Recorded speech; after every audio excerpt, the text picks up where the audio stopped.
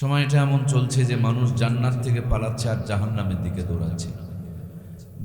নেকির কাজ ছেড়ে দিয়ে গুনার কাজের প্রতিযোগিতা করছে, কে কেমনে কার চাইতে কত বেশি পাপ করতে পারে। এই যেন এক পাপের প্রতিযোগিতা শুরু হয়ে গিয়েছে। নর্মাল পাবলিক ভদ্র সাজার জন্য বিড়ি টানতেছে, বিড়িখোর প্রমোশন নিয়ে সিগারেট ধরতেছে, সিগারেটখোর মশলা বের করে গাঁজা ভরতেছে, গাঁজাখোর আরও ভদ্র হবে ফেন্সিল ধরছে, ফেন্সিল করে নতুন করে হিরোইন খাচ্ছে, হিরোইন করে নতুন করে বাবা ইয়াবা চালু করছে। মা বোনেরাও এই প্রতিযোগিতায় এগিয়ে চলছে, তিনারাও মোটা কাপড় ছেড়ে দিয়ে পাতলা, এর চাইতে আরো পাতলা, তার চাইতে বেশি পাতলা।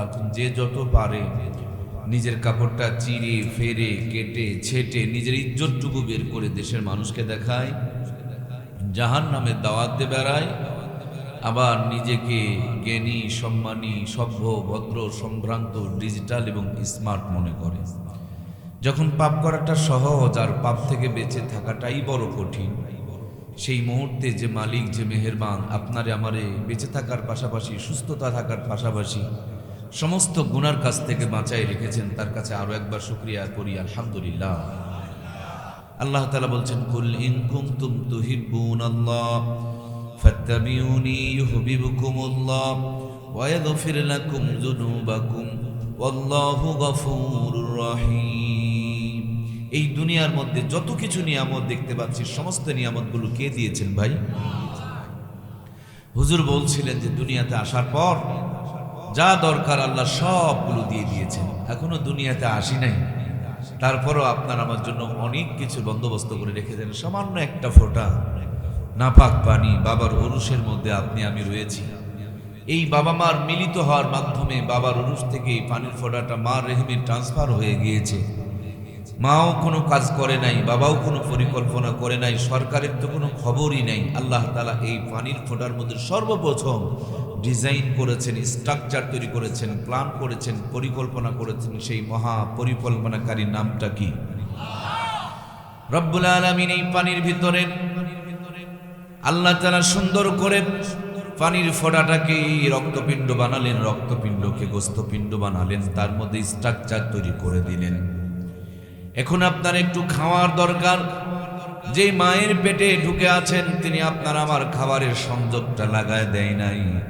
আল্লাহ তাআলা মার নারীর সাথে সংযোগ করে দিয়া 10 মাস 10 দিন ধরে মায়ের পেটে লালন পালন করেছেন।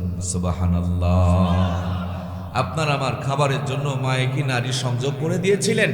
সংযোগ যিনি করে দিয়েছিলেন তিনি আপনার আমার রব। ভাইয়ের আমার, দুনিয়াতে মায়ের পেটে ঢুকেছিলাম ছোট্ট একটা প্রসবের রাস্তা দিয়া। এখন আপনাকে আমাকে বের হতে হবে। আপনি আমি বড় হয়ে গিয়েছি, কেমন করে বের হব? বাবার কোনো চিন্তা নাই, মায়ের কোনো ভাবনা নাই। আল্লাহ তাআলা আপনাকে আমাকে বলেন নাই, আমার আল্লাহ বলেন সুম্মা সাবিলা ইয়াসরা।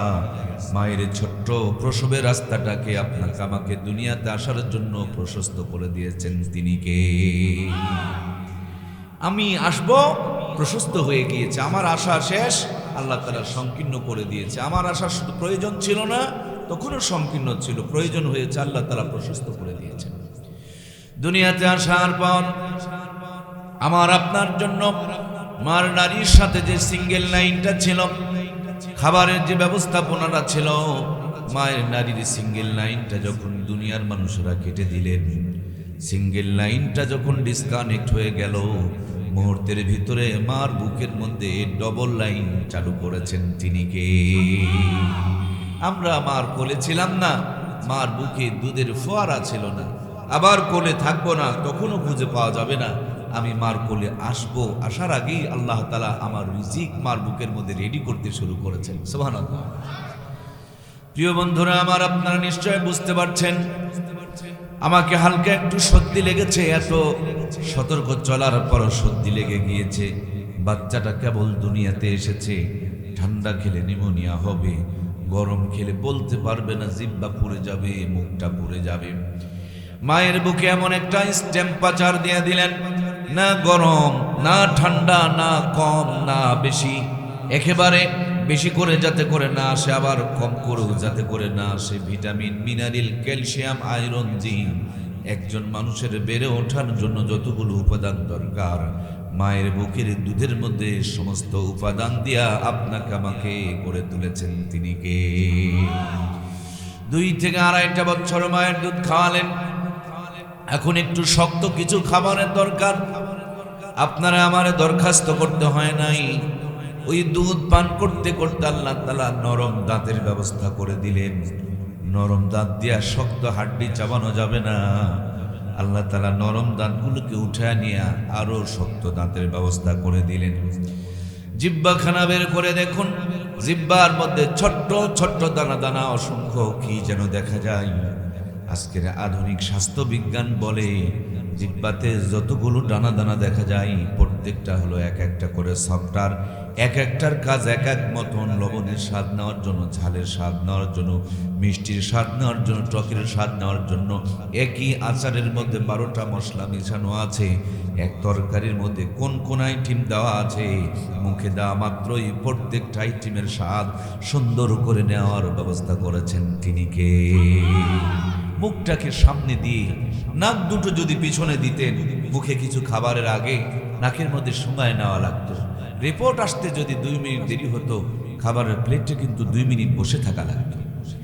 আল্লাহ তাআলা এমন এক জায়গায় নাকের ব্যবস্থা করে দিলেন, মুখে দেওয়ার আগে নাকে গন্ধ চলে যায়, সেকেন্ডের ভিতরে রিপোর্ট তৈরি হয়ে যায়, রেজাল্ট পয়দা হয়ে যায়। রেজাল্ট আবার নাকের সঙ্গে মেমোরিকে দিয়ে দেয়, মেমোরি আবার হাতের জন্য অর্ডার করে। খাবার যদি নষ্ট হয়ে যায় দেখবেন হাত ডাস্টবিনে ফেলে দেয়, আর খাবার যদি ভালো থাকে মুখের মধ্যে তুলে দেয়। তার মানে এতগুলো কুদরতের সেটআপ দিয়ে যিনি লালন পালন করেছেন, দিনরাত 24 ঘন্টায় অন্তত 5টা বার তার কুদরতি কদমে সেজদা দেওয়ার দরকার আছে না না? নাকটাকে লম্বা করে দিলেন, চোখগুলো যদি নাকের মতো লম্বা হতো, কোথাও না কোথাও ধাক্কা লেগে চোখের মণিগুলো বের হয়ে যেত। অন্ধ হয়ে গেলে দুনিয়াটা অন্ধকার হয়ে যেত। চোখটা বড় দামি, ভিতরে দিয়ে দিলেন, সাইড দিয়া শক্ত কভার দিয়ে দিলেন, আবার যেন কোনো কিছু উড়িয়ে এসে না পড়ে, এই জন্য চোখের উপরে শাটার দিয়ে দিলেন। আমার আল্লাহ তাআলা শাটার দিয়ে দিলেন। মোটরসাইকেলে চলছেন, হঠাৎ করে গাছের ডাল ভেঙে পড়েছে, চোখ দেখা মাত্র মেমোরিকে খবর দিয়েছে, মেমোরি মুহূর্তের মধ্যে চোখের পাতা বন্ধ করতে বলেছে। গাড়ি কিন্তু চলতেছে, এখনই যদি পাতা না খোলেন সামনের গাছে ধাক্কা লেগে আপনি তছনছ হয়ে যাবেন। সেকেন্ডের ভিতরে খোলে, সেকেন্ডের মধ্যে আবার বন্ধ হয়ে যায়। এত সুন্দর করে যেই চোখের নিরাপত্তা আমার আল্লাহ তাআলা দান করেছেন, ওই আল্লাহর 2টি চোখ দিয়া আল্লাহর কালামখানা দেখে দেখে তেলাওয়াতের দরকার আছে না নাই? অল্প কয়েকদিন আগে আমরা পাবনা গিয়েছিলাম। ভাইয়েরা আমার, কত কোটিপতির সন্তান, দেখতে কত সুদর্শন, কিন্তু মাথার কোনো একটা তার ছিঁড়ে গিয়েছে, মাথার কোনো একটা নার্ভ দুর্বল হয়ে গিয়েছে, মাথার কোনো একটা সংযোগ ডিসকানেক্ট হয়ে গিয়েছে। লোকটা আপন পর চিনে না, ভালো মন্দ বোঝে না, পলিথিন কুড়াই পাতলা কাপড় পরে শীতের দিনে থরথর করে কাঁপে আর রাস্তার কিনারে দাঁড়িয়ে থাকে। আমার আল্লাহ তাআলা সব কিছু দেওয়ার পর আপনারা আমার মাথার তারটাকে যদি ছিঁড়ে দিতেন, ডিসকানেক্ট করে দিতেন, এই সৈয়দপুরের কোনো রাস্তার কিনারে আপনিও আমি পাগলের মতন দাঁড়িয়ে থাকতাম, ঠিক কিনা? যে আল্লাহ এত সুন্দর সুস্থ সব কিছু দিলেন, কেন দিনরাত 24 ঘন্টার ভিতরে 5টা বার সেজদা সে মালিকের কুদরতি কদমে দিব না? আপনি তাকিয়ে দেখেন পৃথিবীতে কত নিয়ামত আমার রব দিয়েছেন। বান্দার জন্য যে জিনিসগুলো বেশি দরকার সেই জিনিসগুলোকে ফ্রি করে দিয়েছেন কে? হাসপাতালে গিয়ে দেখেন ভাইয়ারা আমার, অক্সিজেন কিনে পাওয়া যায়। নর্মাল যে অক্সিজেন, 1 ঘন্টা অক্সিজেনের দাম হলো 100 টাকা। সর্বনিম্ন হলো দিনরাত 24 ঘন্টার মধ্যে আমরা 2400 টাকার অক্সিজেন গ্রহণ করে থাকি। অক্সিজেন ছাড়া বান্দা বাঁচবে না। আল্লাহ অক্সিজেন ফ্রি করে দিলেন। পানির অপর নাম জীবন। এই পানিকে আল্লাহ তাআলা অত্যন্ত সহজ করে দিলেন। আল্লাহ তাআলা আসমানকে বিনা খুঁড়িতে ঝুলন্ত অবস্থায় রেখে দিলেন, জমিনকে বিছানার স্বরূপ বিছিয়ে দিলেন। একই জমিনের মধ্যে আম গাছ, আমের স্বাদ যেই রকম, কাঁঠালের স্বাদটা ব্যতিক্রম। কাঁঠাল গাছের সাথেই জড়ানো লিচুটা আর এক মতন। লিচু গাছের সাথে দাঁড়িয়ে আছে নারিকেল গাছ। নারিকেল গাছের মাথার দিকে তাকায়া দেখেন ওই ফলের ভিতরে বান্দার জন্য রুটি আর পানির ব্যবস্থা করে রেখেছেন তিনি কে? নারিকেল গাছের কন্যারে খেজুরের গাছ, শীতের দিনে কার ইঙ্গিত পেয়ে গলা কেটে আপনাকে আমাকে রস পান করাইতেছে। খেজুরের রস যেখানে টপ টপ করে পড়ে সেখানে একটা মরিচের গাছ, ঝালের গাছ হয়েছে। মিষ্টি রস খাই, ভিতরে ঝাল, মুখে দিলে যেন আগুন ধরে যায়। ঝাল গাছের কন্যারই নিম গাছ, নিমের স্বাদ আর এক মতন। নিম গাছের সাথেই দাঁড়ানো একটা আখের গাছ, কুশারের গাছ, একই জমিন থেকে রস নেয়। নিমেরটা তিতা, ঝালেরটা ঝাল, আর কুশারের ভিতরে সুন্দর মিষ্টতা। এতগুলো নিয়ামত দিয়ে যিনি লালন পালন করেন, ওই বান্দার জন্য ভালো যদি বাসতে হয় সর্বপ্রথম আমার আল্লাহকেই ভালোবাসার দরকার আছে না না?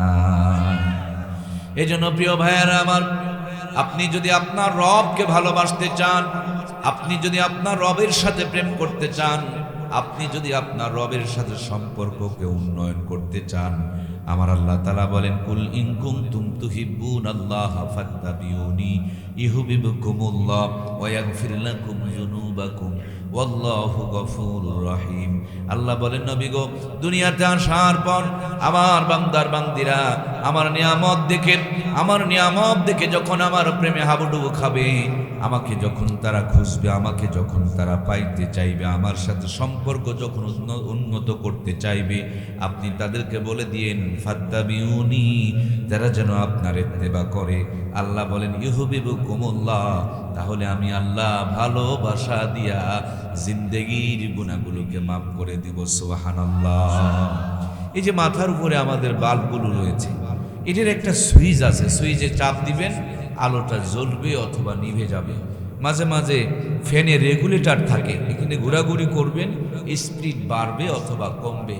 তেমনি ভাবে আল্লাহ তাআলা আরশ আজিমে জমিনে সুইচ দিয়েছেন মুহাম্মদুর রাসূলুল্লাহ সাল্লাল্লাহু আলাইহি ওয়াসাল্লাম। নবীজিকে মহব্বত করলে আল্লাহ মহব্বত করে ভালোবাসা দিয়ে জিন্দেগির গুনাহ মাফ করে দিবেন। সুবহানাল্লাহ। এখন তো নবীজি মদিনার রওজায় চলে গিয়েছেন, কেমনে মহব্বত করবেন? আল্লাহর হাবিব বলে গিয়েছেন, মান আহাব্বা সুন্নতি ফাকাদ আহাব্বানি ওয়া মান আহাব্বানি কানা মাই ফিল জান্নাহ। যেই ব্যক্তি আমার সুন্নতকে মহব্বত করলো, নবী বলেন সে যেন আমাকে মহব্বত করলো, আর যে আমাকে মহব্বত করলো, আল্লাহর হাবিব বলেন কানা মাই ফিল জান্নাহ। কিয়ামতের দিন মুসিবতের আদালতে যেই দিন কেউ কাউকে চিনবে না, আল্লাহর হাবিব বলেন আমার উম্মত যারা সুন্নতকে আমল করেছে, আমি নবী সাথে করে নিয়ে তাদের জান্নাত উদ্বোধন করব।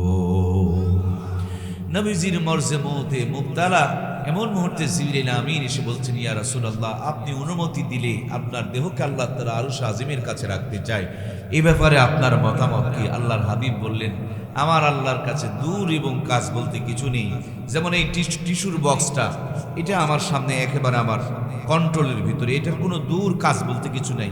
ইচ্ছে করলে এই কোনায় হাত দিতে পারি, ইচ্ছে করলে এখানে দিতে পারি, এখানে দিতে পারি, এখানে দিতে পারি, সেকেন্ডের ভিতরে যেমনি দিতে মন চাই তেমনি দিতে পারে। আল্লাহ তাআলার কাছে কুল কায়নাত সব সময়। সুবহানাল্লাহ বলেন।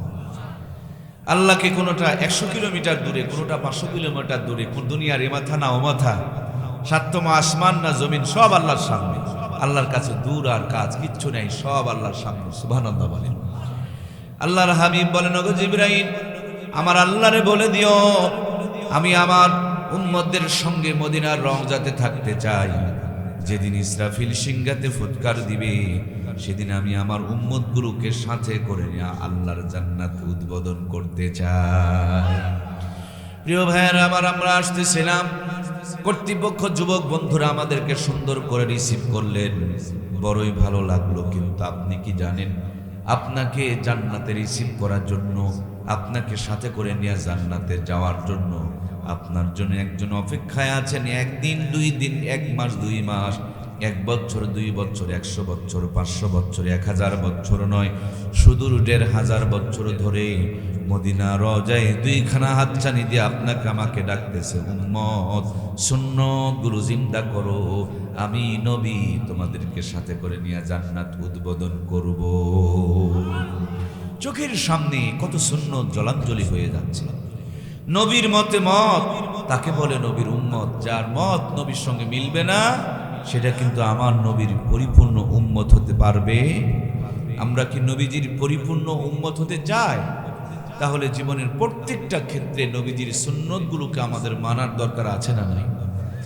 আওয়ামী লীগ যারা করে তারা কিন্তু বঙ্গবন্ধুর আদর্শ মানে, বিএনপি যারা করে তারা কিন্তু আমার ভাইয়েরা জিয়াউর রহমানের আদর্শ মানে। কোনো মানুষ আওয়ামী লীগ করে আর তার মোটরসাইকেলের সামনে যদি ধানের শীষের ফ্ল্যাগ ওড়ে, আওয়ামী লীগের সামনে কি ধানের শীষের ফ্ল্যাগ ওড়ে? আর কোনো মানুষ যদি বিএনপি করে আর তার গাড়ির সামনে মনে হয় নৌকার পতাকা ওড়ে, কি গো কথা বলছেন না কেন? কিন্তু আমরাই মুসলমান যে আমরা দাবি করি নবীর উম্মত, কিন্তু পালন করি নাস্তিকদের পদ্ধতি। আওয়ামী লীগ বিএনপির পতাকা উড়ায় না, বিএনপি আওয়ামী লীগের পতাকা উড়ায় না, কিন্তু একমাত্র কপাল ফোরা জাতি হলো মুসলমান, যারা নিজেকে মুসলিম দাবি করে আর কাজকর্ম খ্রিস্টানদের মতন চলে। কথা বলুন ঠিক কিনা? ঘরের মধ্যে ঢুকে দেখেন কৃষ্টি কালচারের মধ্যে সব নাস্তিকতা। ঘরে ঢুকতে ওই হিন্দুদের একটা কিরিং কিরিং কি যেন শব্দ আছে, এখন মুসলমানদের ঘরের মধ্যে ওইটা লাগাইছে। ঢুকতে একবার মাথায় লাগবে, বের হতে আর একবার লাগবে।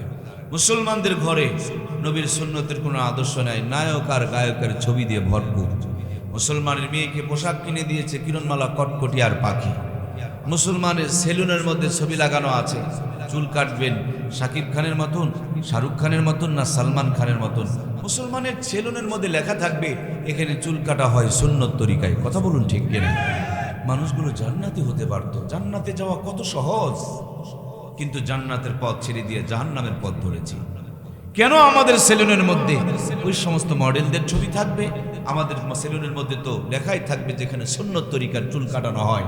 আমার প্রিয় ভাইয়েরা, এমন একজন নবী আপনাকে আমাকে আল্লাহ তাআলা দান করেছেন, যিনি রান্নাঘর থেকে নিয়ে বঙ্গভবন পর্যন্ত, মাথার চুলের আঘাত থেকে নিয়ে পায়ের তালু পর্যন্ত একেবারে প্রত্যেকটা জায়গাতে নবীজির আদর্শ ভরপুর। একটা জায়গা এমন দুনিয়াতে নাই যে জায়গাতে নবীজির কোনো আদর্শ নেই। সুবহানাল্লাহ বলেন।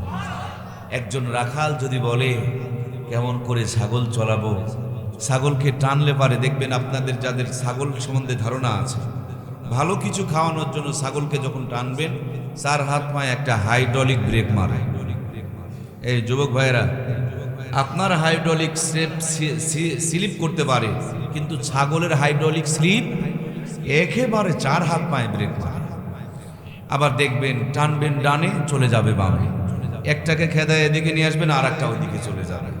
ওখানেই ধানের জমিন আর ঘাসের জমিন, ঘাস খেলে কোনো সমস্যা নাই, কিন্তু ঘাস বাদ দিয়ে খালি ধানের দিকে চলে যায়। আছে না নাই? আবার ছাগলে যত বোঝান কানটা ছেড়ে দিবেন, দেখবেন মাথা ঝুঁকায় দিয়ে বলবে যেই সেই, কোনো পরিবর্তন নেই। এই জন্য প্রায় নবীদেরকে আল্লাহ তাআলা ছাগল চড়ায় নিয়েছে, কারণ ছাগলের চাইতে মানুষ চড়ানো বড় কঠিন। ছাগলের অনেক অভ্যাস মানুষের ভিতরে আছে। ছাগলকে ডাকতেছেন যে চলো, সামনে বড় বড় ঘাস আছে, ওখানে গেলেই ভালো কিছু খেতে পারবা, 4 হাত পা দিয়ে ব্রেক মারে। তেমন আমাদের মুরব্বীরা, আমাদের বড়রা, আমাদের ওস্তাদরা আমাদেরকে টানতেছে, এসো নামাজে এসো, নামাজ পড়ো, কোরআন তেলাওয়াত করো, হালাল খাও, সত্য কথা বলো। এই দুনিয়া পাড়ি দিলে এর চাইতে কোটি কোটি গুণ বেশি সুন্দর জান্নাত তোমার আমার জন্য অপেক্ষা করছে। সুবহানাল্লাহ।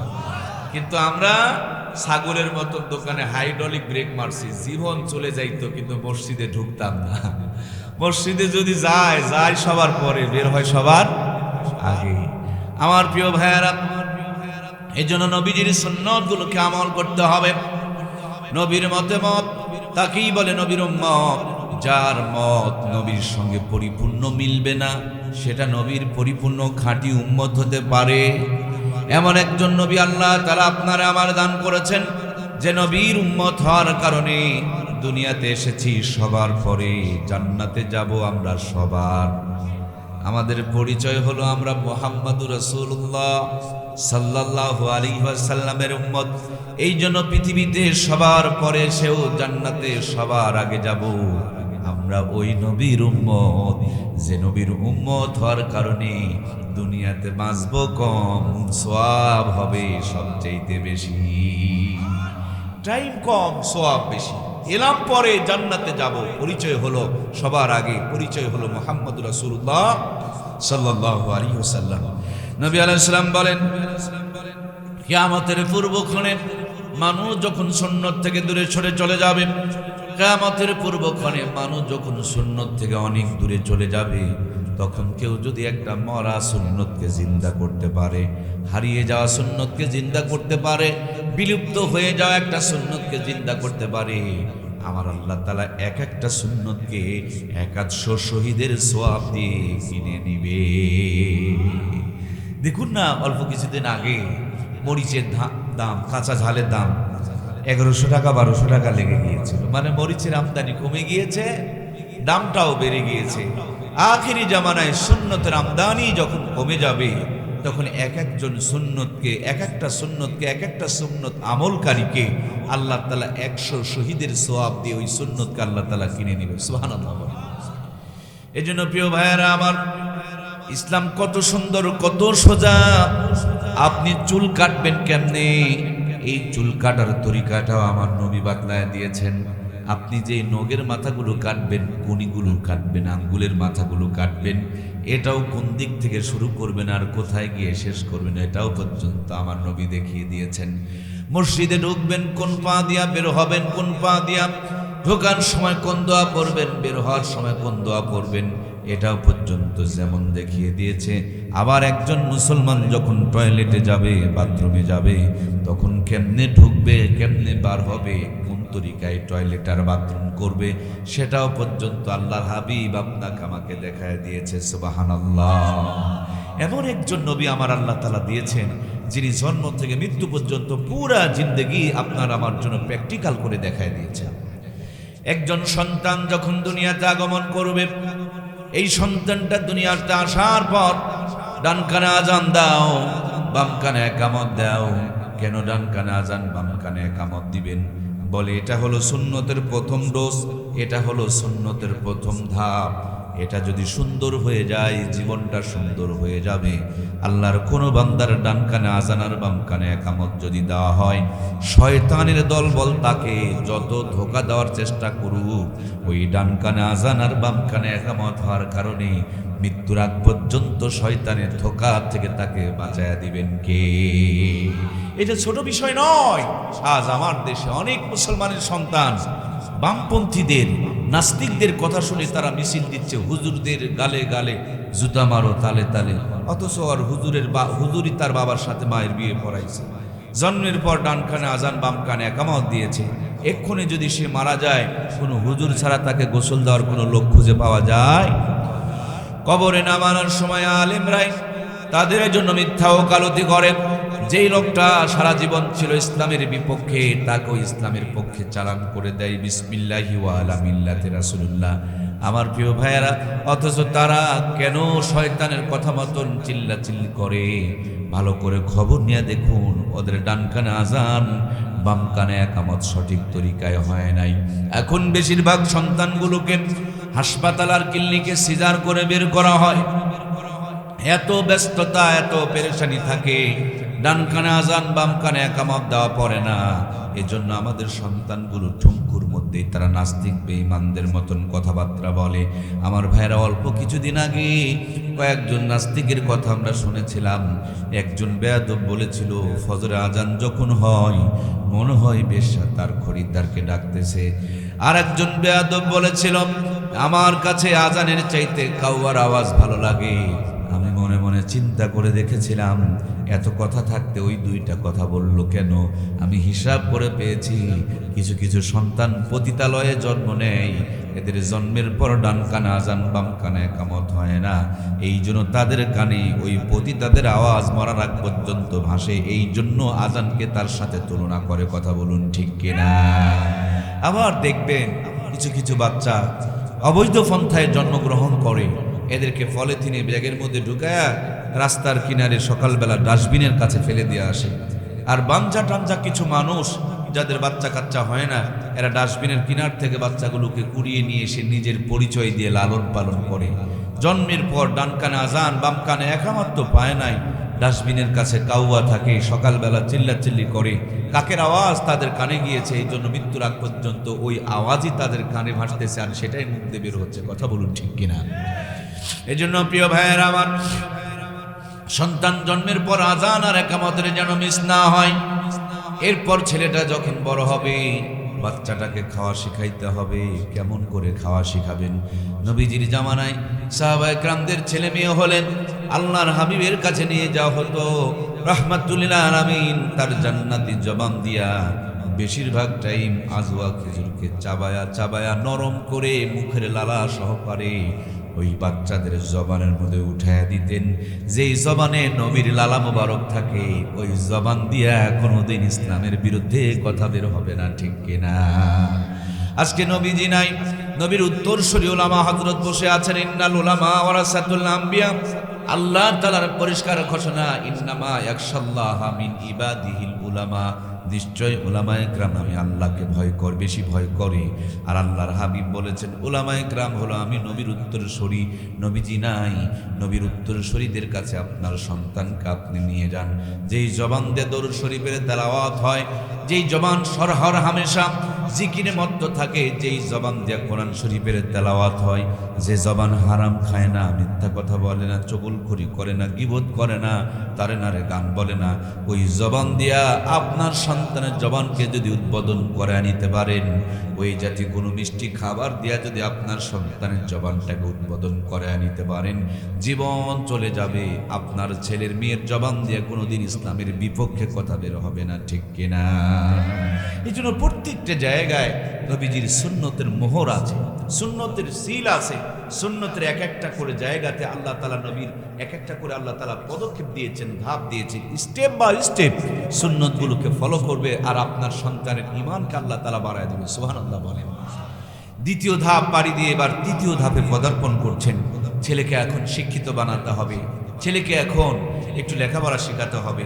কি শিখাবেন? আগডুম বাগডুম গোরাডুম না, আপনার সন্তানকে শিখাতে হবে মাগো আমি পড়বো না আর হাট্টিমা টিম টিম, মাদ্রাসাতে শিখবো আমি আলিফ লাম আর মিম। সুবহানাল্লাহ। আমার ভাইয়েরা, কোরআনুল কারীমের প্রথম যে আয়াত ইকরা বিসমি রাব্বিকাল্লাযী খলাক, পড়েন আপনি আপনার প্রভুর নামে যিনি আপনাকে সৃষ্টি করেছেন। আপনার স্বপ্ন ডাক্তার বানানোর থাকতেই পারে, মাস্টার বানানোর থাকতে পারে, ইঞ্জিনিয়ার বানানোর থাকতে পারে, কিন্তু মুসলমানের প্রথম স্বপ্ন থাকবে আগে ডাক্তার মাস্টার ইঞ্জিনিয়ার নয়, আগে ইমানদার বানাতে হয়। এটাই মুসলমানের পরিচয়, ঠিক কিনা? আগে ডাক্তারি লাইনে নেওয়া যাবে না, আগে মাস্টারি লাইনে নেওয়া যাবে না, আগে ইঞ্জিনিয়ারি লাইনে নেওয়া যাবে না। আপনাদের এলাকায় বড় বড় বিল্ডিং কি আছে ভাই? এই যে স্কুলের বিল্ডিং, স্কুল বানানোর সময় মাটি আগে, এগুলোর মাটি দিয়ে আগে বিল্ডিং বানায় না, স্কুল বানানোর আগে, বিল্ডিং বানানোর আগে কিন্তু আগে ইট বানায়। দেখেছেন কি আপনারা? ইট বানানোর পর তারপরে স্কুল বানায়। তাহলে ইমানদার বানায় নিব আগে, এরপর ডাক্তার মাস্টার ইঞ্জিনিয়ার বানাবো, আর কোনোদিন পথভ্রষ্ট হবে না, ঠিক কিনা? যেই মাটি দিয়া বিল্ডিং বানানো হয়, যেই মাটি দিয়া ইট বানানো হয়, এই মাটি সেই মাটি, কিন্তু এই মাটি যদি পানিতে দেন কাদা হয়ে যাবে, এই মাটি রাস্তায় দিলে ধুলা হয়ে যাবে। কিন্তু এই মাটিকে সুন্দর করে খামিরা বানায়া ইটের একটা ফার্মার মধ্যে ঢুকায়া রোদের মধ্যে কয়েকটা দিন শুকায়া লিমিটেড টেম্পারেচার মেনটেন করে যখন তাপ দিবেন, আগে ছিল মাটি, ইটের ভাটার থেকে বের করার পর হয়ে গিয়েছে খাঁটি। আগে এই মাটি পানিতে ফেলে দিলে কাদা হয়ে যেত, রাস্তায় দিলে ধুলা হয়ে যেত। এখন ইটের ভাটা থেকে বের করার পরও পানি কেন, সাগরেও ফেলে দিলে কোনো সমস্যা হয় না, বরঞ্চ পানি পেলে গলে যায় না, বরঞ্চ ইট পানি পেলে আরো শক্ত আর মজবুত হয়। কথা বলুন, ঠিক কিনা? এই জন্য আপনার ছেলে মেয়ে নাস্তিক হবে না, মুরতাদ হবে না, দাঁড়িয়ে প্রসাব করবে না, ইজ্জত বের করে দেখাবে না, তারা ইসলামের বিপক্ষে কোনোদিন দাঁড়াবে না। তাদেরকে যদি ইমানদার বানায় নিতে পারি, কথা বলুন, ঠিক কিনা? আমার দরদের ভাইয়েরা, আপনাদের এলাকায় কি ইটের ভাটা আছে? ইটের ভাটার যে ফার্মা, যেটাতে ফার্মার মধ্যে যদি এস লেখা থাকে, তাহলে ইটের মধ্যে তো আর ওঠে, এসি ওঠে। এই তো আপনারা আমার সাথে বুঝতে পারতেছেন আমার কথাগুলো। সুতরাং আপনার ছেলে আপনার মেয়ে যে ফার্মাতে তৈরি হবে, অর্থাৎ যে বিবির পেটে যে তৈরি হবে, এটা যদি কিরণমালা কটকটি পাখির উত্তরসূরি হয়, ওদের পেট থেকে তো আল্লাহর ওলি পয়দা হবে। কি গো, কথা বলছেন না কেন? এত সোজা কথা বুঝতে পারছেন না? তাহলে বউ যেটা হবে, নিশ্চয় এটা একজন আল্লাহওয়ালা বউ হতে হবে, তাহলেই আল্লাহওয়ালা সন্তানের বাবা হওয়া যাবে। কথা বলুন, ঠিক কিনা? বউ শুধু বউ না তো, বউ তো আপনার সন্তানের মা। ওটা যেমন হবে আপনার সন্তানটা সেই স্ট্রাকচার অনুযায়ী তৈরি হবে। এই জন্য নেককার বিবি লাগবে আমার প্রিয় ভাইয়েরা। এই জন্য আল্লাহর হাবিব কি সুন্দর করে প্রত্যেকটা পদক্ষেপ আপনাকে আমাকে শিখাই দিয়েছেন, দেখায় দিয়েছেন, বোঝাই দিয়েছেন। তাহলে ছেলে আর মেয়েগুলোকে যা কিছুই বানাবো সবার আগে ইমানদার বানাবো। ইমানদার সন্তান তার বাপ মাকে বাড়ি থেকে বের করে দিতে পারে। ইমানদার সন্তান বউটারে মোটরসাইকেলের পিছনে চড়াইয়া ভোঁ ভোঁ করে পিক আপ টানবে আর মার্কেটে মার্কেট তার বিবিকে দেখায় বেড়াবে। ইমানদার সন্তান দাঁড়িয়ে প্রসাব করতে পারবে। ইমানদার একজন মেয়ে কাপড় চোপড়ে জানালা দরজা বের করে তার ইজ্জতের প্রদর্শনী করে দেশের মানুষকে জাহান্নামে দেখায় টানে নিয়ে যেতে পারে। সুতরাং প্রত্যেকটা জায়গায় যদি ইমানদারকে সেট আপ করে দিতে পারি, গম চুরি হবে না, কম্বল চুরি হবে না, বারবার আর বাংলার জমিনে রক্ত ঝরাতে হবে না। কথা বলুন ঠিক কিনা? আমরা স্বাধীন হয়েছি, মহা আনন্দে রয়েছি, কিন্তু তার চাইতে বেশি টেনশন আমি ফিল করতেছি। কারণ এই স্বাধীনতা থাকবে কয়দিন? এই স্বাধীনতা টিকবে কয়দিন? এই স্বাধীনতার লাস্টিং বা কয়দিন? স্বাধীন তো এটাই নয়। এর আগে স্বৈরাচার এরশাদ চাচার হাত থেকে স্বাধীন হয়েছিলাম, পাকিস্তানের হানাদারদের হাত থেকে স্বাধীন হয়েছিলাম, 200 বছরের ব্রিটিশদের গোলামির হাত থেকে আমরা স্বাধীন হয়েছিলাম। স্বাধীনতাগুলো হারায় কেন? স্বাধীনতাগুলো নষ্ট হয় কেন? এক অন্ধকার থেকে বের হয়ে আসতে না আসতে আর এক অন্ধকারে আমরা পড়ি কেন? মূল কারণ হলো একজন চোর ক্ষমতার থেকে তাকে বিদায় করা হয়, বড় চোর এসে ক্ষমতায় বসে যেই পরিমাণ অন্ধকারে ছিলাম তার চাইতে বড় অন্ধকারে ঠেলে দেয়। কথা বলুন ঠিক কিনা? সুতরাং 24-এর মহান স্বাধীনতাকে যদি নষ্ট না করতে চায়, ছাত্র জনতা রক্তের সাথে যদি বেইমানি করতে না চায়, বাংলাদেশের রাষ্ট্রপতির চেয়ার থেকে নিয়ে মেম্বারের চেয়ার পর্যন্ত প্রত্যেকটা জায়গায় কোরআন সুন্নাহর আদর্শের মানুষগুলোকে বসানোর দরকার আছে না নাই? যদি সব চেয়ারগুলোতে কোরআন সুন্নাহর আদর্শের মানুষগুলোকে সেট আপ দিতে পারি, গম চুরি হবে না, কম্বল চুরি হবে না, দুর্নীতি দমন কমিশনের দরকার পড়বে না। কথা বলুন ঠিক কিনা? বাংলাদেশে দুর্নীতি বন্ধ করার জন্য একটা সংগঠন তৈরি করা হয়েছে, নাম হলো দুর্নীতি দমন কমিশন। এই জমিনে সবচেয়ে বেশি যারা দুর্নীতি করেছে তারাই হলো দুর্নীতি দমন কমিশন। দুর্নীতি দমন কমিশনের চাইতে বড় দুর্নীতি কেউ করতে পারেনি আজ পর্যন্ত। কারণ এদের দায়িত্বটা ছিল দুর্নীতি বন্ধ করা, কিন্তু তারা নিজের লোকগুলোকে দুর্নীতি করতে সুযোগ দিয়েছে আর অন্য মানুষদেরকে হয়রান আর পেরেশানির মধ্যে ফেলেছে। কথা বলুন ঠিক কিনা? সুতরাং দুর্নীতি দমন কমিশন যে দুর্নীতি বন্ধ হবে না। দুর্নীতি যদি বন্ধ করতে চান, প্রত্যেকটা মানুষের কলিজার মধ্যে ইমানি একটা সফটওয়্যার ঢুকিয়ে দেন, প্রত্যেকটা মানুষের কলিজার মধ্যে আল্লাহর ভয় ঢুকিয়ে দেন, প্রত্যেকটা মানুষকে নবীর সুন্নতের আদর্শ দিয়ে তৈরি করেন, বাংলার জমিনে কোথাও দুর্নীতি দমন কমিশন লাগবে না, অটো দুর্নীতি বন্ধ হয়ে যাবে। কথা বলুন ঠিক কিনা? এজন্য প্রিয় ভাইয়েরা আমার, আমরা আলোচনা করছিলাম ছেলে আর মেয়ে যেই হোক না কেন আগে ইমানদার বানায় নিতে হবে। আমি কোনোদিন স্কুলের বিরুদ্ধে বলি না, আমার বক্তৃতার মধ্যে কলেজের বিরুদ্ধে বক্তৃতা পাবেন না, কিন্তু আমি একটু মাদ্রাসার পক্ষে সত্য কথাটুকু বলি। কারণ স্কুলে যা পড়াই, মাদ্রাসায় খবর নিয়ে দেখেন এরাও কিন্তু বাংলা, ইংরেজি, অঙ্ক যত্ন করে পড়ায়। অনেক নুরানি মাদ্রাসা পাবেন, স্কুলের বাচ্চা যেই সুন্দর করে ইংরেজি লিখতে পারে তার চাইতে মাদ্রাসার বাচ্চারা আরো সুন্দর করে ইংরেজি লিখতে পারে। স্কুলের বাচ্চারা যত সুন্দর করে বাংলা পড়তে পারে, অনেক মাদ্রাসার বাচ্চারা তার চাইতে বেশি সুন্দর করে বাংলা পড়তে পারে। তার মানে স্কুলেও যা পড়াই মাদ্রাসাতেও তা পড়াই, কিন্তু মাদ্রাসাতে যেটা পড়াই স্কুলে 16 আনা সেটা পড়ানো হয়। স্কুলে পড়ে মেট্রিক পাস করে বাবারা জানাজা পড়াইতে পারে না, স্কুলে পড়ে মেট্রিক পাস করে সূরা ফাতিহার তরজমাটা বলতে পারে না, স্কুলে পড়ে অনেক কিছু জানে কিন্তু নিজের পবিত্রতা অর্জন করার জন্য গোসলের ফরজ কয়টা সেটাও পর্যন্ত বলতে পারে না। তার মানে আমার ভাইয়েরা, স্কুলে শুধু দিনে পড়ায়, মাদ্রাসায় খবর নিয়ে দেখেন এরা দিনেও পড়ায়, রাতেও পড়ায়, ভোরেও পড়ায়। স্কুল যা পড়ায় আমার জানা মতে মাদ্রাসায় কম করে হলো 3 গুণ বেশি পড়ায়। কথা বলুন ঠিক কিনা? স্কুলে চাইতে মাদ্রাসায় খুবই কম যদি পড়ায় তাও 3 গুণ বেশি পড়ায়। স্কুলে দেখবেন ক্লাস বাদ দিয়ে যদি পড়ায়, প্রাইভেট এবং কোচিং তার জন্য টাকা নেয় কিনা? মাদ্রাসায় মাদ্রাসার ক্লাস টাইম বাদ দিয়ে সন্ধ্যা থেকে নিয়ে রাতের 10টা পর্যন্ত পড়ায়, 1 টাকা কি অতিরিক্ত দেওয়া লাগে?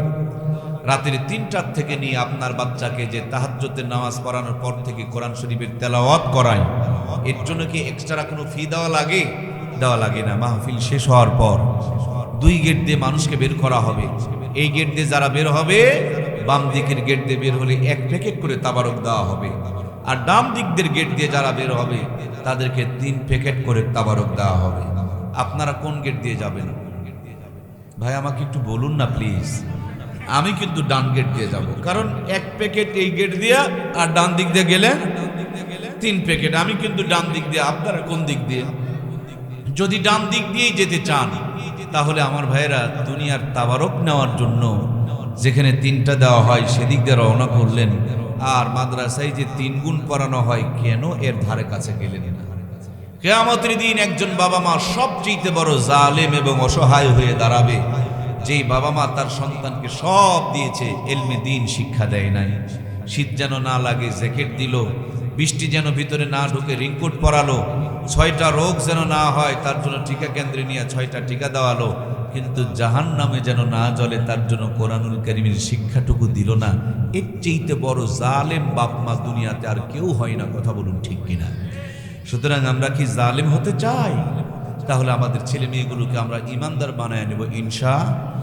নুরানি মাদ্রাসাগুলো এখন সুন্দর একটা সিস্টেম চালু করেছে। 3 বছর যদি বাচ্চারে পড়াইতে পারেন, মাশাআল্লাহ, আপনি মরে গেলে জানাজা পড়াতে পারবে। ইমাম সাহেব, খতিব সাহেব আসে নাই, জুমার নামাজটা চালিয়ে দিতে পারবে, পাক পবিত্রতার মাসালাগুলো পড়তে পারবে, কোরআন শরীফ সুন্দর করে ঝরঝর করে পড়তে পারবে। মাশাআল্লাহ, মোটামুটি একটা মানুষ ইমান নিয়ে কবরে যেন যেতে পারে, এই পরিমাণ প্র্যাকটিস এবং ট্রেনিং তাদেরকে নুরানি 3 বছরের মধ্যে শিখায় দেওয়া হয়। সুবহানাল্লাহ বলেন। স্কুলে 3 বছর পড়াবেন, আপনার বাচ্চা 3 বছর পরে 4-এ ভর্তি হবে, মাদ্রাসাতেও 3 বছর পড়িয়ে নিয়ে এসে আবার 4-এ ভর্তি করেন, এক সমান রেজাল্ট করবে। বরঞ্চ বেশিরভাগ দেখা যায় যে স্কুলের চাইতে মাদ্রাসার বাচ্চাদের রেজাল্ট আরো ভালো হয়, ঠিক কিনা? বাংলার জমিনে মাদ্রাসার উপরে এত চক্রান্ত কেন জানেন আপনি? নতুন করে বাংলাদেশে যারা ভালো ভালো রেজাল্ট করেছে, বাংলার জমিনে সবচেয়ে তাক লাগানো রেজাল্ট যারা করেছে, এদের সবার গোড়ার খবর, নারীর তথ্য নিয়ে জানা গেছে যে প্রত্যেকের গোড়ার সম্পর্ক হলো আল্লাহর কোরআনের সাথে। সুবহানাল্লাহ বলেন। আমি সৈয়দপুরে অনেকবার এসেছি, আমার প্রিয় হযরতের আহ্বানে এসেছি, এটা আমার চেনা জায়গা। কিন্তু আগামী পরশুদিন আমার মাহফিল হচ্ছে কুমিল্লার চাঁদপুর। চাঁদপুর তো একটা জেলা। আমাদেরকে মাঝে মাঝে এই পোস্টারগুলো মোবাইলে পাঠিয়ে দেওয়া হয়, আমরা নেটে লিখে সার্চ দিই চাঁদপুর কত দূর, দেখায় যে 13 ঘন্টা সময় লাগবে, 12 ঘন্টা সময় লাগবে। তখন আমরা 12-13 ঘন্টা আগে রওনা করে দিই। যখন আমরা চলতে শুরু করি তখন আমাদেরকে দেখায় কত কিলোমিটার দূরে, কত দূর আসলাম, কত দূর বাকি, গাড়ি কত স্পিডে চলছে, ডান দিকের গ্রামের নাম কি, বাম দিকের গ্রামের নাম কি। ছোট্ট একটা মোবাইলের ডিভাইস, ছোট্ট একটা মোবাইল, এই মোবাইলে একটা সফটওয়্যার আছে, এটাকে লোকেশন বলে। সে আপনাকে আমাকে পথ দেখায় নিয়ে যাবে। 3টা রাস্তা, ডানেরটা, মাঝেরটা না বামেরটা, যেটা আপনার রাস্তা সেটাকে সবুজ করে দেখাবে, আর যেটা আপনার রাস্তা নয় ওইটা রাস্তা থাকবে কিন্তু এটাকে সবুজ করে দেখাবে না। এটা আপনাকে আমাকে পথ দেখায় দেখায় গন্তব্য পর্যন্ত পৌঁছায় দিবে। আমাদেরকে আমাদের রব তৈরি করেছেন, আমরা যেন পথভ্রষ্ট হয়ে জাহান্নামে না চলে যায়, তার জন্য আমাদেরকে জান্নাতের পথ দেখানোর জন্য কোরআনুল কারীম নামক এই জীবন বিধান, সংবিধান, ক্যাটালগ, আপনার আমার জন্য পথ প্রদর্শক নামক এই আলোর বর্তিকাটা আপনার আমার জন্য দান করেছেন। তিনি কে? এটা যদি আপনি আপনার সিনার, সন্তানের সিনায় ঢুকাইয়া দিতে পারেন, সন্তানের মেমোরির মধ্যে ঢুকাইয়া দিতে পারেন, সে ডাক্তারি, মাস্টারি, ইঞ্জিনিয়ারি, এমপিগিরি, মন্ত্রীগিরি, রাষ্ট্রপতিগিরি করবে, পথ হারাবে না, দিন শেষে আবার জান্নাতে চলে যাবে। সুবহানাল্লাহ বলেন। প্রিয় ভাইয়েরা আমার, আপনাদের সৈয়দপুরে কি ট্রেনের লাইন আছে? দেখবেন ট্রেনের লাইনটা ঢাকা পর্যন্ত বিছানো আছে, সাইকেল পড়ে যায় কিন্তু ট্রেন পড়ে যায় না। দেখবেন বাস রাস্তা ভুল করে, মাইক্রো রাস্তা ভুল করে, কিন্তু ট্রেনের কি রাস্তা ভুল হয়? কারণ ট্রেনের লাইন মাত্র 2টা।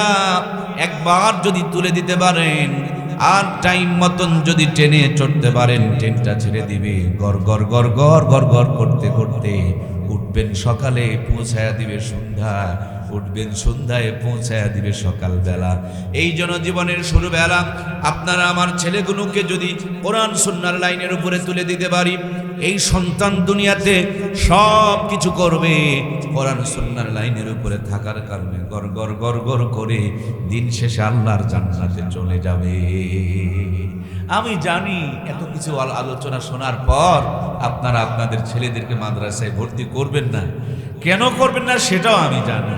আমি জানি যে এখানে ভর্তি করলে অনেক টাকার মালিক বানাইতে পারবেন না, অনেক টাকাওয়ালা হবে না। আমি বলি ভাইজান, টাকাওয়ালা এক জিনিস আর শান্তিওয়ালা আর এক জিনিস। মাদ্রাসায় না পড়ায় টাকাওয়ালা বানাতে পারেন, কিন্তু মাদ্রাসাওয়ালারা যেই পরিমাণ শান্তিতে থাকে, এই পরিমাণ শান্তিওয়ালা জিন্দেগিতে স্কুলে পড়ায় বানাইতে পারবেন। যদি বিশ্বাস না হয়, সৈয়দপুরে যতগুলো দুনিয়াদার আছে, সুদখোর, ঘুষখোর, জুয়াচোর, বাটপার, চিটার, মদখোর, তাসখোর, গাঁজাখোর, ফেন্সিখোর, এক কথায় যত বড় বড় হারামখোর আছে, ওই হারামখোরগুলোকে দাওয়াত দিয়ে এক লাইনে বসান। আর ইমাম, মুয়াজ্জিন, মুফতি সাহেব, মুহাদ্দিস সাহেব, খতিব সাহেব, এই হুজুরগুলোকে দাওয়াত দিয়ে আর এক লাইনে বসান।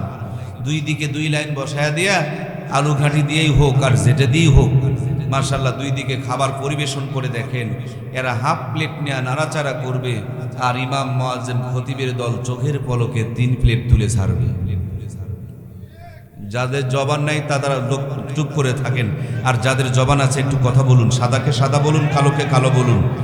ইমাম খতিবদের সমপরিমাণ হারামখোরেরা খেতে পারবে? ইমাম খাওয়া দাওয়ার পর বড় ঢিকুর তুলে বলছে আলহামদুলিল্লাহ। পিছন দিক থেকে আর এক ছেলে ডেকে বলে, হুজুর আম্মা সুন্দর করে পায়েস রান্না করছে।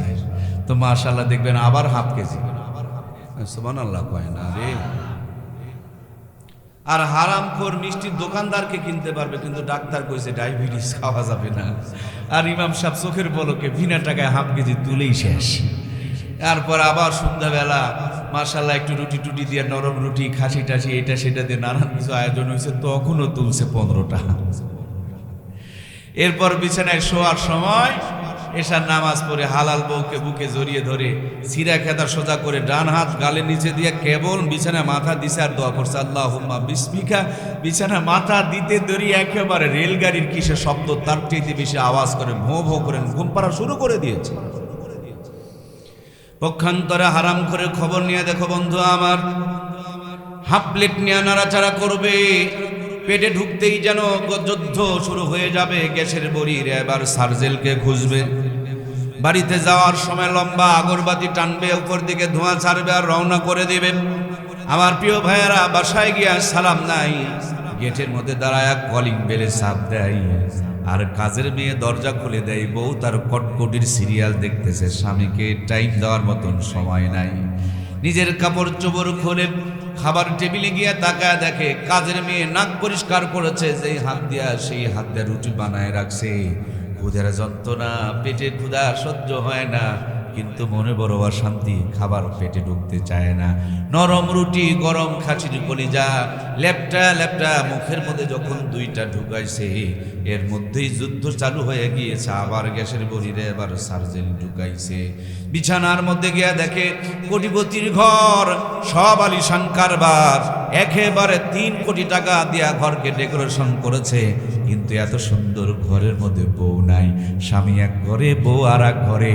আইফোন টিপি করে, ওয়াইফাই নেটওয়ার্ক লাগানো আছে, কিরিং কিরিং শব্দ হয়, তার মানে পরক্রিয়া করে। হইতেও পারে না, সইতেও পারে না। শেষের বেলা দেখবেন স্টক করে বিছানায় পড়ে থাকে। কথা বলুন ঠিক কিনা?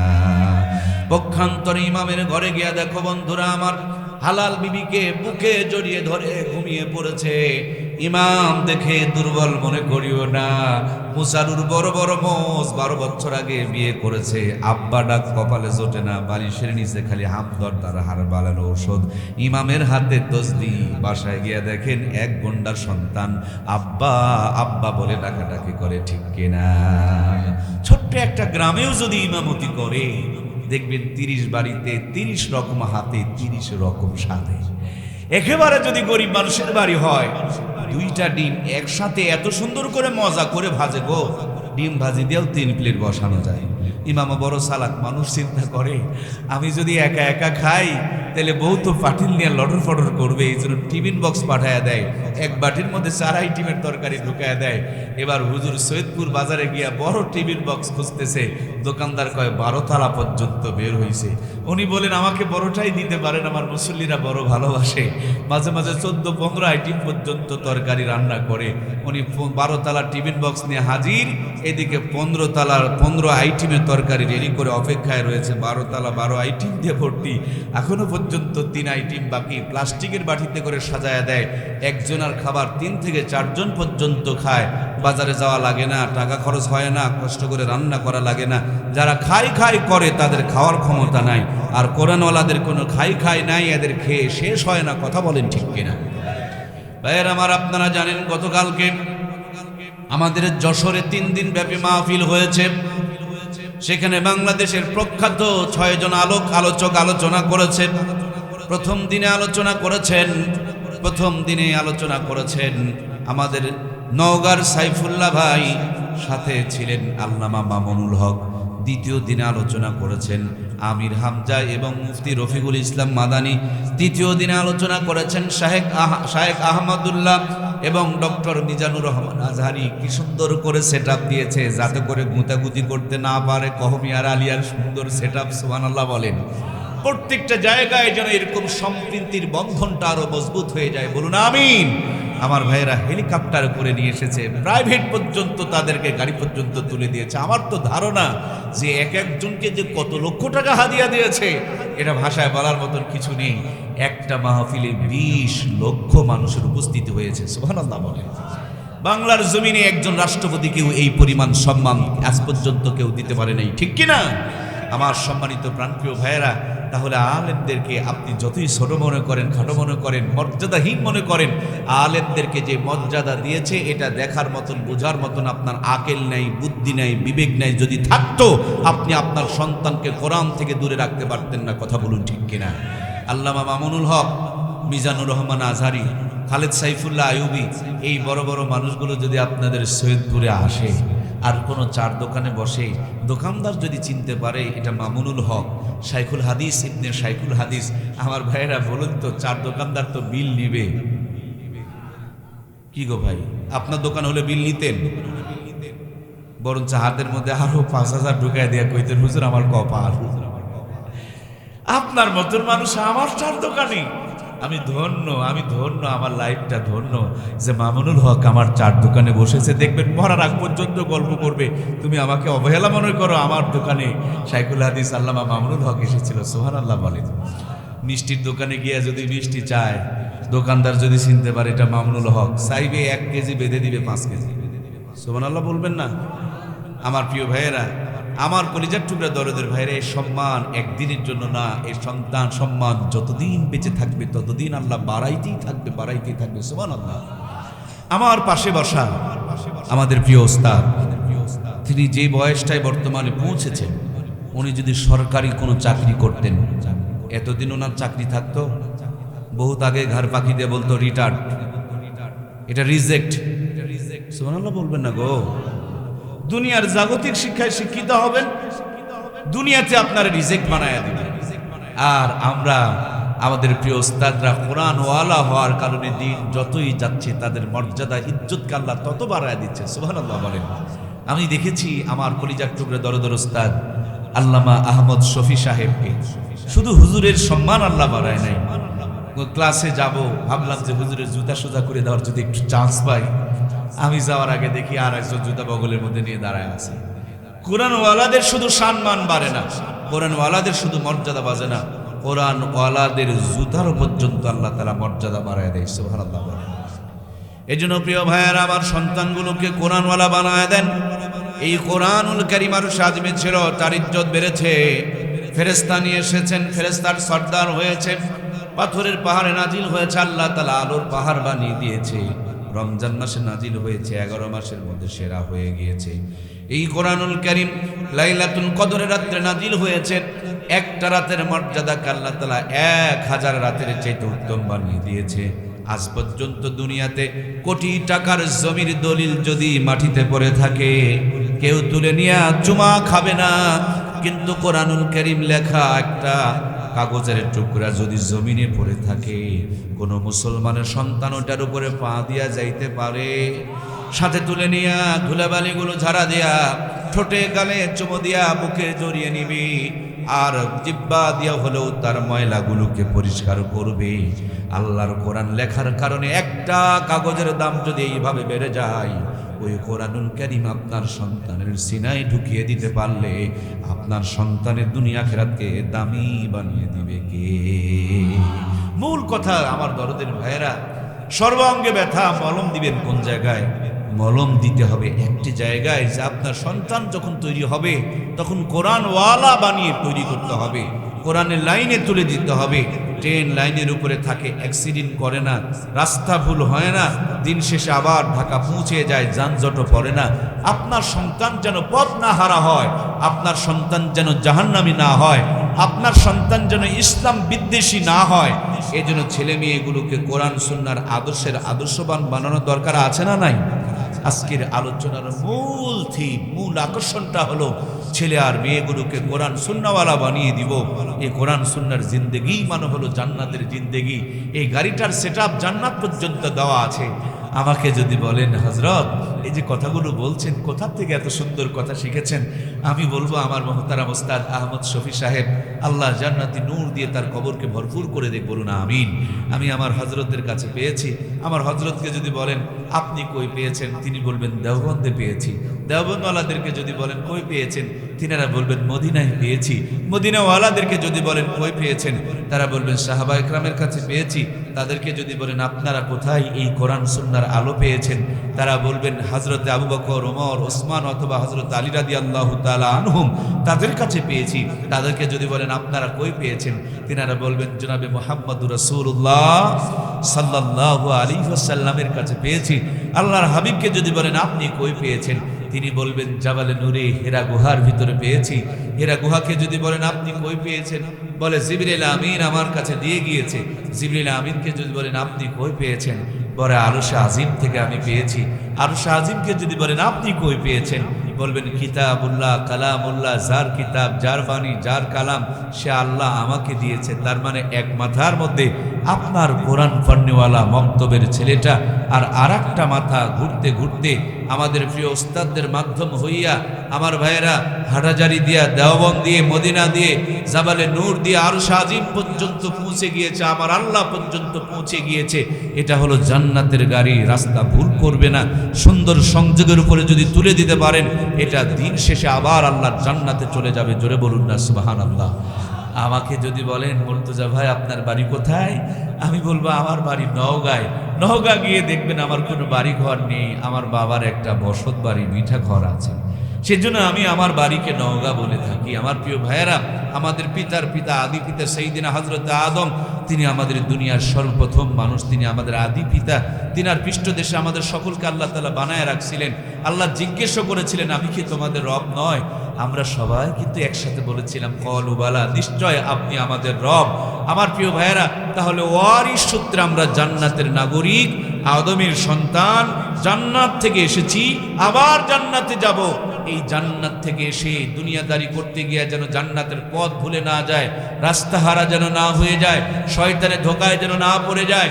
এই জন্য কোরআন সুন্নাহর সুন্দর দুইটি লাইন আমার আল্লাহ তাআলা বাতলায় দিয়েছেন। আপনার জীবনটাকে যদি সুন্নতের জিন্দেগির সাথে মিল করে নিতে পারেন, আর আপনার জীবনটাকে যদি কোরআনের আলোতে আলোকিত বানিয়ে ফেলতে পারেন, অন্ধকারের মধ্যে কোরআন আপনাকে আলো দেখাবে, আর নবীর আদর্শ আপনাকে জান্নাতের পথ দেখাবে। দিন শেষে আপনাকে আমাকে আল্লাহ তাআলা এই কোরআন সুন্নাহর ওসিলা করে জান্নাতে পৌঁছায় দিবে। সুবহানাল্লাহ। এজন্য প্রিয় ভাইয়েরা আমার, জীবনকে সুন্নতময় করতে হবে। নবীর মতে মত তাকে বলে নবীর উম্মত। প্রত্যেকটা জায়গায় নবীর সুন্নতের আদর্শ থাকতে হবে। ছেলে আর মেয়ে যখন বড় হয়ে যাবে, সুন্দর দেখে বিয়ে করায় দিতে হবে। আমরা আমাদের ছেলে মেয়েগুলোকে বিয়ে করায় দিতে চাই না, মনে করি আমার ছেলে মেয়েকে এখনো পর্যন্ত প্রতিষ্ঠিত বানাইতে পারি নাই, এদেরকে খাওয়াবে কে? খাওয়ানেওয়ালা আপনি আমি নয়, খাওয়ানেওয়ালা তিনি কে? সুতরাং একটা লাইন যত পাওয়ারফুল হোক, এই একটা লাইন দিয়ে কোনোদিন আলো জ্বলবে না, একটা লাইন দিয়া মাইক কথা বলবে না, একটা লাইন দিয়া ফ্যান ঘুরবে না। সেম কায়দায় আপনার জীবনকে যদি আপনি আলোকিত করতে চান, আপনার জীবনকে যদি সুখী করতে চান, স্বামী আর স্ত্রীর সুন্দর একটা মধুর সম্পর্কর দরকার আছে না নাই? আল্লাহ আব্বাজান আদমকে জান্নাত দিয়েছিলেন, সব ছিল, খালি বউ ছিল না, তার জন্য জান্নাতটাও ভালো লাগতেছিল না। সুতরাং প্রিয় ভাইয়েরা আমার, আমরা আমাদের ছেলে মেয়েগুলোকে সময় মতন বিয়ে দিয়ে দিব। আল্লাহর হাবিব বলেন 3 কাজে দেরি করিও না। তার একটি গুরুত্বপূর্ণ কাজ হলো ছেলে আর মেয়ের যখন সময় হয়ে যাবে, বয়স হয়ে যাবে, বিয়ে দিয়ে দাও। দেখবেন একটা ছাগল, একটা গরু সময় হলে তাদের যৌবনে চাহিদা পূরণ করতে পারে, এদের কারো যৌন রোগ হয় না।